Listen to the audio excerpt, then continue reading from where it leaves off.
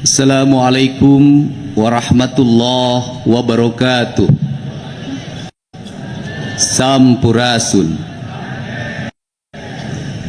Yang saya hormati Wakil Gubernur Jawa Barat, yang saya hormati Ketua DPRD Provinsi Jawa Barat, Kapolda Jawa Barat, Kepala Kejaksaan Tinggi Jawa Barat, yang mewakili Pangdam 3 Siliwangi, Ketua Pengadilan Tinggi Jawa Barat, Ketua Pengadilan Tinggi Agama Jawa Barat,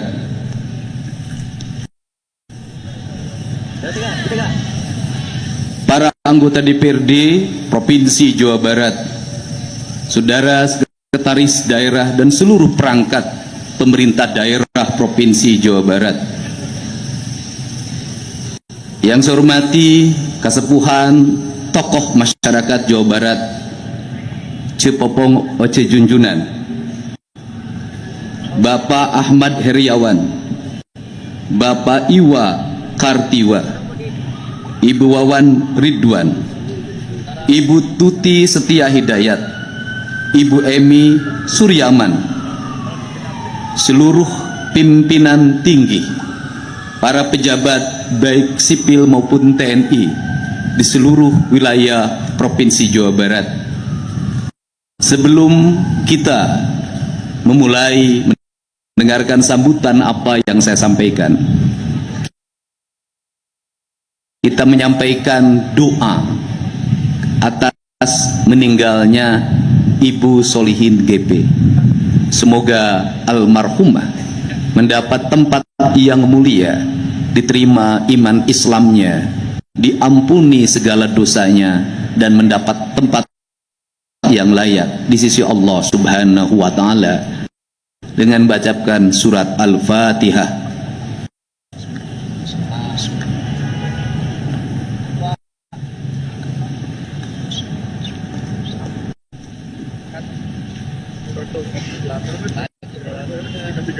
Para pejuang kemerdekaan Republik Indonesia,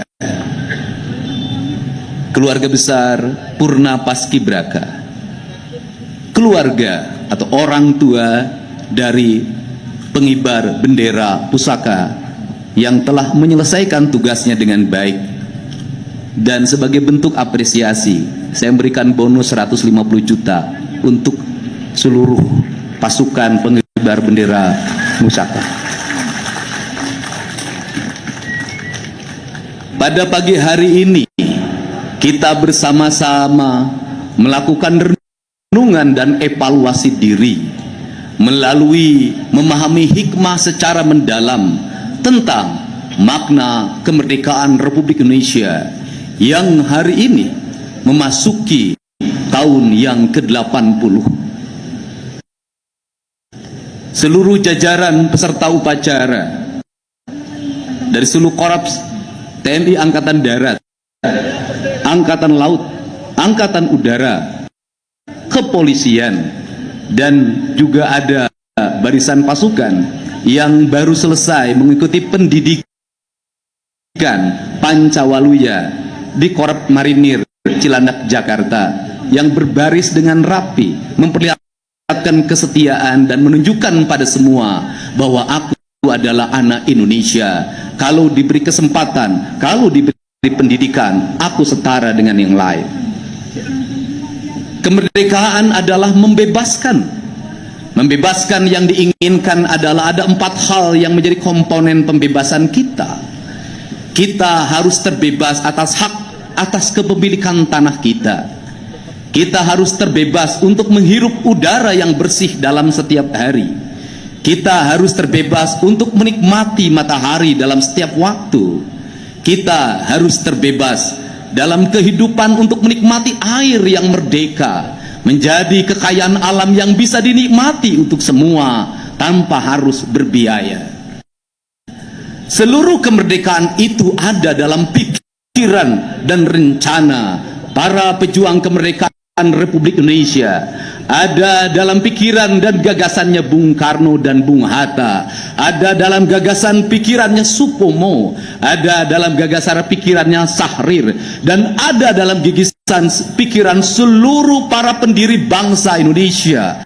Seluruh para pendiri bangsa mencita-citakan bahwa kita suatu saat akan memajukan kesejahteraan umum, mencerdaskan kehidupan bangsa, dan ikut melaksanakan ketertiban dunia yang berdasarkan kemerdekaan, perdamaian abadi, dan keadilan sosial.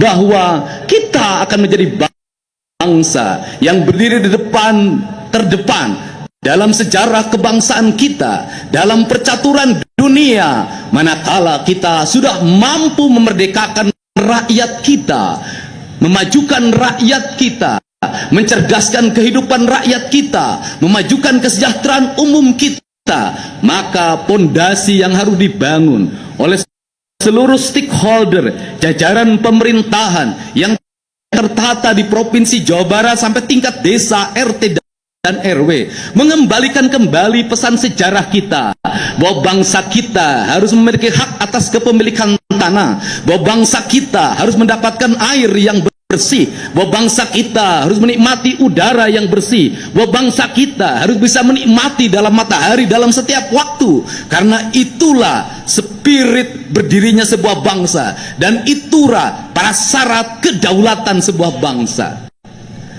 Relung keadilan itu harus dibangun dalam sistematika berpikir strategik yang dinamakan pembangunan. Maka pembangunan harus diarahkan secara paripurna untuk sebesar-besarnya kepentingan rakyat. Saya tekankan sekali lagi bahwa pembangunan harus diarahkan secara paripurna untuk sebesar-besarnya kepentingan rakyat. Maka kepentingan rakyat yang mendasar adalah kepentingan rakyat untuk mendapat pendidikan yang memadai, dari pendidikan SD sampai perguruan tinggi, tanpa membedakan si kaya dan si miskin. Maka pendidikan melahirkan kesetaraan. Pendidikan bukan melahirkan eksklusivisme, tetapi pendidikan memberikan kesetaraan. Yang kaya, yang miskin, penyandang disabilitas, semuanya setara di mata negara, semuanya setara dalam pendidikan. Mereka memiliki hak untuk mendapatkan pendidikan yang layak dari negara. Maka pembangunan pendidikan, dari mulai pendidikan dasar, pendidikan menengah, pendidikan tinggi, adalah sebuah keharusan negara. Maka pemerintah Provinsi Jawa Barat berkomitmen untuk mengembalikan kembali anggaran untuk kepentingan pendidikan rakyat, baik kepentingan pendidikan formal maupun pendidikan informal. Tetapi pendidikan juga jangan hanya dipahami oleh bangunan sekolah. Pendidikan jangan hanya dipahami oleh jumlah guru. Pendidikan harus dipahami dalam pembentukan karakter manusia yang disebut dengan manusia Indonesia seutuhnya. Maka manusia Indonesia seutuhnya dalam kaidah Sunda disebutnya rawayan jati. Dalam atmosfer pendidikan dasar kita yang diajarkan oleh leluhur kita, manusia pendidikan adalah manusia yang kaluhur sirungan kahandap akaran. Kaluhur sirungan artinya dia memiliki ide-ide dasar tentang kehidupan. Dia memiliki pemahaman ketuhanan yang sangat sempurna. Mereka memiliki teologis yang melahirkan implikasi pembentukan karakter manusia yang dalam kaidah Sunda disebutnya manusia yang cager, bager, bener, pinter, singer. Maka disebutlah Pancawaluya. Maka Pancawaluya harus dibangun melalui gerbang atau pintu.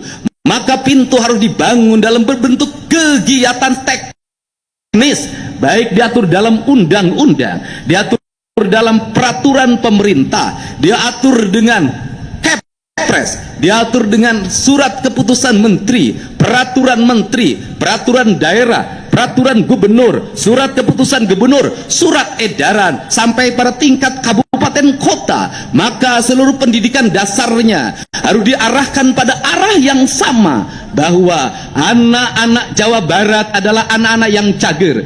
Kalau ingin anak-anak yang cager, maka konsumsi material makanan anak-anak kita harus bergizi, harus bernutrisi, harus mendapatkan air yang bersih dalam setiap waktu, agar lahir masyarakat cager. Maka masyarakat cager, guru harus mengontrol apa yang dikonsumsi oleh anak-anak kita.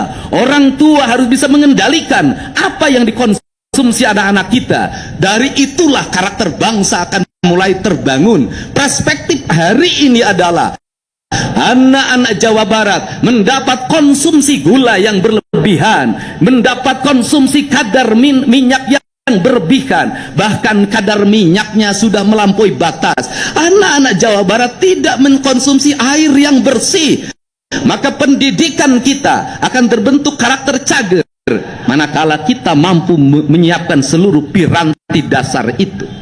Yang kedua, kalimat bager terbentuk oleh sebuah manusia yang memiliki ketaatan. Ketaatan pada siapa? Satu, ketaatan pada Tuhan. Dua, ketaatan pada orang tua. Yang ketiga, ketaatan pada lingkungan masyarakat. Yang keempat, yang paling utama adalah ketaatan manusia pada Tuhan. Dimaknai oleh manusia memiliki ketaatan dan penghormatan kepada tanah, air, udara, dan matahari sebagai esensi dari nasionalisme. Maka dari itu dilahirkanlah gerakan pemerintah harus mengembalikan kembali tata ruang secara benar. Gunung harus berfungsi sebagai gunung, air harus berfungsi sebagai air, sungai harus berfungsi sebagai sungai, danau harus berfungsi sebagai danau, muara harus berfungsi sebagai muara, laut harus berfungsi sebagai laut. Proporsional itu harus dikembangkan dalam sebuah tata ruang yang memadai, tata bangunan yang memadai, tata lingkungan yang memadai. Maka pemerintah daerah Provinsi Jawa Barat secara tegas akan melakukan perubahan yang radikal terhadap berbagai bentuk penyimpangan lingkungan yang bertentangan dengan sendi-sendi kemerdekaan, yang bertentangan dengan prinsip-prinsip kebangsaan, yang bertentangan dengan kedaulatan, yang bertentangan dengan keadilan sosial. Untuk itu rasa adil harus tercipta bagi siapapun, baik yang besar maupun yang kecil, tua dan muda, laki-laki dan perempuan, memiliki keadilan yang sama tanpa membedakan gender dan unsur-unsur lainnya yang bersifat strata sosial. Maka inilah cita-cita kebangsaan. Kemudian yang ketiga, benar artinya dipahami sebagai sikap transparan dan terbuka, di mana pemimpin yang benar adalah pemimpin yang terbuka terhadap apa yang dilakukan, benar transparan dalam pengelolaan anggaran, benar dalam perencanaan, benar dalam pelaksanaan, benar dalam evaluasi. Maka pembangunan dipahami bukan hanya sebagai output, tetapi juga outcome, benefit bagi kepentingan rakyat. Maka rencana pembangunan harus diarahkan apakah sebuah kegiatan ini memiliki makna bagi stimulus ekonomi, memiliki makna bagi keadilan, memiliki makna bagi perubahan. Maka komponen itu tidak boleh menjadi komponen aksesoris yang harus terbuka, di mana masyarakat bisa mengaksesnya langsung terhadap pemerintah. Kerangka berpikir material digital adalah bukan kerangka aksesoris, tetapi kerangka transparansi di era digital yang harus dilakukan oleh kita bersama. Kemudian yang ketiga, pinter. Maka prioritas yang ketiga adalah pinter. Pinter adalah sebuah kerangka manusia yang melahirkan watak bahwa dia memiliki kecermatan intelektual, maka dia memiliki kemampuan membaca, dia memiliki kemampuan menulis dengan baik. Maka kita harus melakukan evaluasi otokritik terhadap problem yang terjadi di Jawa Barat. Kalau ada anak SMP yang tidak berhitung, kalau ada anak SMP yang tidak bisa membaca, kalau ada anak SMA yang tidak ngerti matematika dasar, mereka nanti tergopoh-gopoh ketika memasuki dunia industri, mereka tergopoh-gopoh ketika memasuki dunia pekerjaan, mereka memiliki ketahanan fisik yang lemah ketika memasuki TNI, Polri. Maka ini adalah piranti harus segera dibenahi. Pemerintah yang baik adalah pemerintah yang berani melakukan evaluasi terhadap seluruh kekurangan-kekurangan yang dimiliki. Yang kelima adalah singer. Singer artinya manusia yang mau bangun pagi. Singer artinya manusia yang mau berlari cepat. Singer artinya manusia yang mau berjalan lebih cepat dari orang lain. Kelemahan bangsa kita adalah, kelemahan warga Jawa Barat, dia pinter tapi dia pemalas. Dia pinter tetapi dia lemah. Dia pinter tapi dia tidak mau berkompetisi. Maka cager, bager, bener, singer, pinter adalah sebuah kerangka berpikir tentang kesempurnaan manusia. Maka manusia itu disebutlah manusia Indonesia seutuhnya. Maka pada pagi hari ini, atas nama pemerintah Provinsi Jawa Barat, saya menyampaikan permohonan maaf pada seluruh masyarakat Jawa Barat apabila masih ada anak Jawa Barat yang tidak bersekolah SD. Masih banyak anak Jawa Barat yang tidak bisa meneruskan SMP karena tidak punya seragam. Masih banyak anak Jawa Barat yang berhenti sekolah karena ketidakmampuan biaya. Maka dari itu adalah dosa besar yang kita pikul bersama. Seluruhnya harus terevaluasi dengan baik. Tidak boleh peristiwa itu terjadi lagi. Karena tidak boleh peristiwa itu terjadi lagi, maka kita harus berani melakukan koreksi. Selain itu, saya juga menyampaikan permohonan maaf karena masih banyak rakyat kita yang pulang dari rumah sakit secara paksa karena BPJS-nya tidak mengcover. Masih banyak rakyat kita yang mau masuk ke rumah sakit, BPJS perorangannya mati, tidak terbayarkan, sehingga mereka mengalami penderitaan dan mungkin mereka meninggal tanpa pelayanan. Atau mereka yang BPJS-nya tercover, terbayarkan, dijamin oleh pemerintah, tetapi tak sanggup diam di rumah sakit karena seluruh dapurnya terhenti karena tak ada beras, tak ada minyak goreng, tak ada bahan pangan yang dimakan, berbaring di rumah sakit melahirkan penderitaan yang lama. Maka dari itulah negara harus senantiasa hadir. Saya mengajak pada seluruh jajaran aparatur pemerintah di Provinsi Jawa Barat, para ketua RT, ketua RW, kepala desa dan kelurahan, para camat, bupati dan wali kota, untuk senantiasa membuka layanan terbuka bagi masyarakat, agar masyarakatnya bisa mengadu terhadap apa yang dia alami, agar kepala desa membuka rumahnya, menerima rakyatnya dalam setiap waktu, sehingga keluh kesahnya bisa dijawab. Agar para camat juga sama, agar para bupati, wali kota juga sama. Seluruh jajaran kalau dilakukan secara kolektif, maka sendi-sendi penderitaan itu akan segera terselesaikan. Maka tugas kita meneruskan kemerdekaan yang dititipkan oleh leluhur bangsa kita, yang dititipkan oleh para pahlawan negara kita, yang telah mengorbankan darahnya, cucuran air matanya, keluarganya, menghabiskan masa hidupnya hanya untuk berkata merdeka bagi bangsanya. Hari ini dalam keadaan bahagia karena negara yang dititipkannya mampu dikelola dengan baik oleh para penerusnya yang memegang tahta kekuasaan, baik di legislatif, eksekutif maupun yudikatif. Tetapi sebaliknya, manakala kita menjadi pengkhianat dari apa yang dia titipkan, maka pada pada saat ini. Leluhur kita, para pahlawan kita mengalami kesedihan dan kepedihan yang tiada tara. Kenapa? Apa yang dicita-citakan, apa yang dikorbankan menjadi kesia-siaan karena penerusnya tak mampu mewujudkan seluruh gagasan dan pikirannya.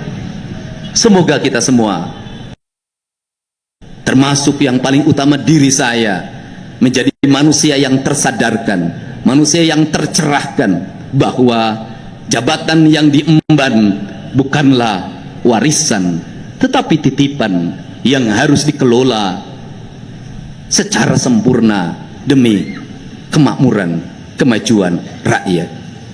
Saya ucapkan selamat Hari Kemerdekaan Republik Indonesia yang ke-80.